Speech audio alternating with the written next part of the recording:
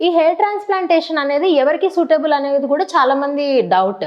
So, బేసిక్‌గా ఇది మెయిన్‌గా మగవారిలో చేస్తారు. అంటే 90% అనుకోవచ్చు. బట్ ఒక 10% ఆడవారిలో కూడా చేస్తారు. మగవాళ్ళలో మేల్ ప్యాటర్న్ హెయిర్ లాస్ అనేది ఒకటుంటుంది. సో, అందులో ఏంటి అంటే వెనక భాగంలో డోనర్ ఏరియాలో బలంగానే జుట్టు ఉంటుంది గానీ, ముందు క్రౌన్ పార్ట్ గానీ, లేకపోతే ఫ్రంటల్ పార్ట్ గానీ హెయిర్ లాస్ అవుతుంది. సో, వీళ్ళకి చేస్తాం. ఏ ఏజ్ వాళ్ళకి చేస్తాము అంటే కొంతమందికి 20 ఇయర్స్ నుంచే వాళ్ళకి హెయిర్ లాస్ అనేది చూస్తూ ఉంటారు.